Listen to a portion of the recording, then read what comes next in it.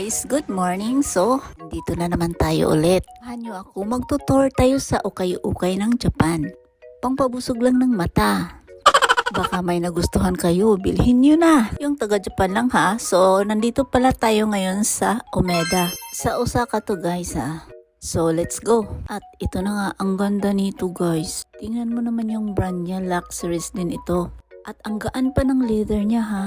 So ito, isa siyang palang red wine na yung kulay niya. Walang gas-gas. Tingnan nyo naman yung hawakan. At napakagaan. May kunting alikabok lang. So ito naman perfect to sa hand carry. Pero yung style niya sulit. Madaling hanapin kung anong gamit mo dahil hindi siya malalim. Easy to open ba? Kaya makita mo kaagad yung gamit mong hinahanap mo. Ganon. So guys, ang hirap talaga mag voice over. Ito may nakita tayong Gucci at kumikintab din sa kamera ko. In fairness, mukhang bago pa. Kung nagamit man ito, iniingatan sa may-ari. Dahil walang gas-gas. At feeling ko hindi rin gaano kamahalan. So tawid tayo sa kabila. Same price lang sila at pareho rin ang brand. Dali ng kulay silver. Wala rin gas-gas guys. At kumikintab din sa kamera ko. Uy, tingnan nyo naman ito. Napaka-social, elegante ang kulay. Tingnan nyo naman guys. Oh, walang gas-gas. Diba kumikintab? Ay, paulit-ulit na ako sa kumikintab talaga. Perfect din ito dahil magaan siya.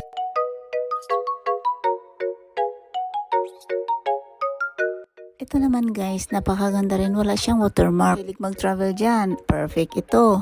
Isang monogram na Louis Vuitton. Langka watermark at napakalinis. Ito namang isa medyo pricey.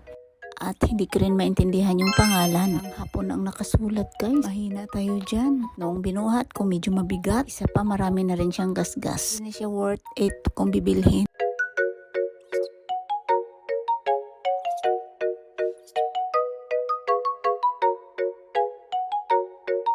So, kailan lang ako nagpunta dito? Medyo matagal na rin. Darin ako ditong isang Louis Vuitton na Demier. Isa siyang sling bag. Ang cute din. Isang dangkal din. 8 lapad mahigit or 10 lapad yun. Ano siya guys? Nabili na. Dahil maganda rin kasi yun. Guys, itong store na to, ang dami ring foreigner bumibili. Dahil alam nyo naman ang yen sa Japan ngayon. Halos kalahati ang presyuhan. Napakamura guys. Kaya sila dito bumibili ng mga branded. Kahit sikandahan lang to, mga pre-love, dito rin sila nagpupunta. Nagtitipid din pala. Hindi naman lahat guys. May nakita rin ako sa mall, nandoon din sila. Ano lang, yung kulang sa budget, siyempre dito yan pupunta. Char lang tayo guys. Uy, dahil nakikita ko rin naman talaga, naobserbahan ko dahil namamasyal din man ako.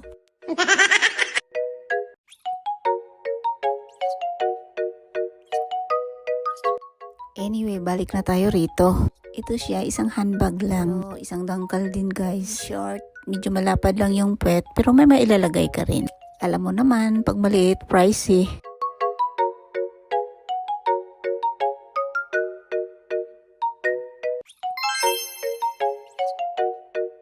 So, ito is, may nakita tayong LV. Ito naman siya pwedeng handbag at pwede ring sling bag. Kaso parang overused na siya. Dahil may mga kulubot o tingnan nyo naman napakadumi pero pricey din ha. At medyo malagkit na guys kaya hindi rin maganda kaya pasto sa akin. Uber sa gamit na to.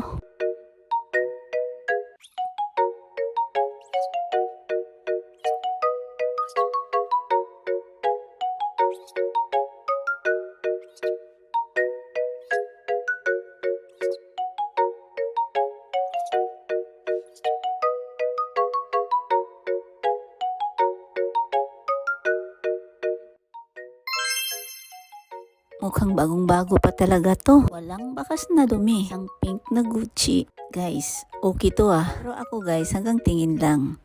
Kayo, ano sa tingin nyo? Bili na kayo.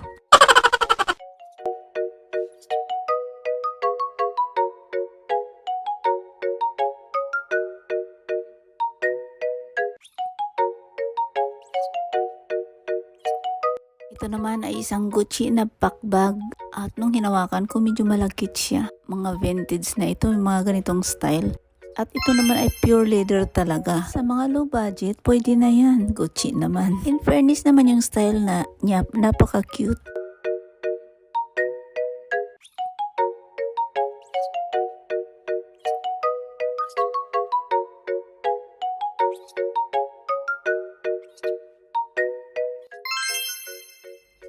Dito sa baba may Gucci rin. Ito nakita ko, malambot yung leather niya. Pero ito naman ay isang pang shoulder bag lang, hindi siya pang cross bag. Pero guys, pwede na to ha. Malambot kasi yung leather kaya komportable to dalhin.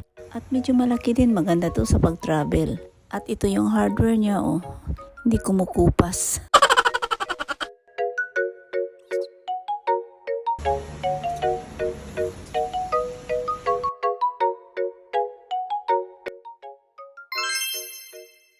Itong LV na to napakaganda, lalo na pag may mga computer ka or mga gadgets. Yan yung tamang terms pala. Dahil guys, naisip ko pag may ballpen ka, dahil napakalalim, ang hirap siguro pulutin lalo pag maiksi yung yung kamay mo. Char. Ganyan talaga pag walang unang masabi sa voice over guys. Anyway guys, ang ganda naman talaga nito. Walang gasgas at mukhang bago pa. Perfect ito paglagayan ng computer or laptop ba. At mukhang bago pa.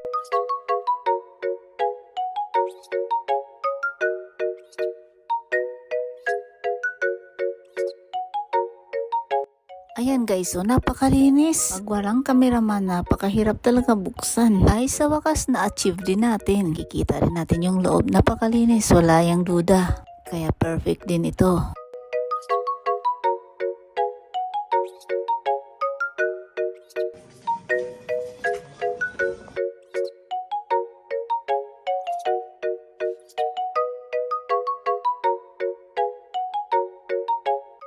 Ito napaka-cute ang style. Tingnan mo naman yung puwet, napakalapad.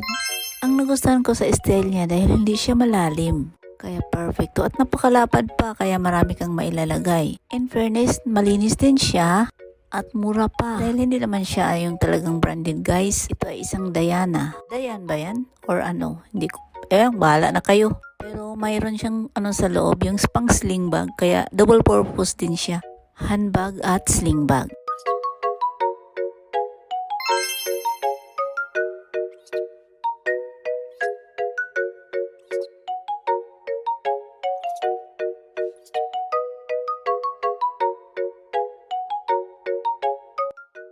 So may nakita ako ritong isang Michael Kors at isa naman itong pack bag. Napakaganda, napaka-cute rin ito. At perfect to sa yung mga bagets. Mga jeansy ba? At malinis guys ha. At hindi rin siya gaano kamahalan kaya perfect. Tingnan nyo naman, pwede na to. Higit sa lahat, wala rin siyang gasgas.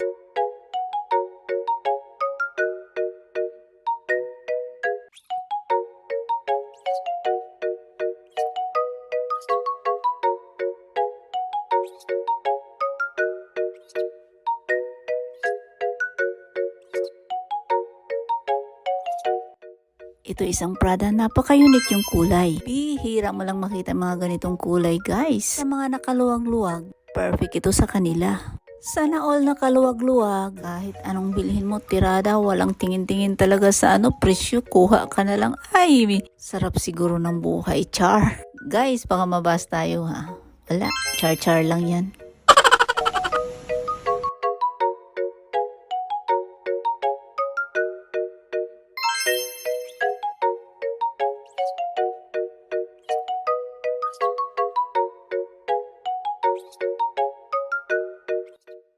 Ito isang vintage na silin. Hindi mo naman siya masabing guys, yung malinis. Ang may nagagamit na. Pero feeling ko dahil siya guys, maganda siya ha. Ang hirap i-explain. Hindi siya yung talagang malinis na malinis, pero maganda siya tingnan. Yung parang halata talagang vintage na iniingatan. Sa totoo lang guys, bihira ako makakita ang yogurt na naka-display at mahawakan mo. Nagulat nga ako bakit na dito sa labas.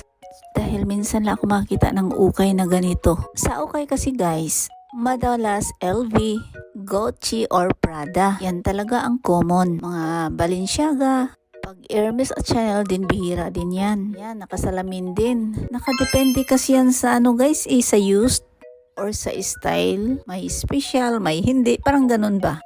Hirap mag-explain.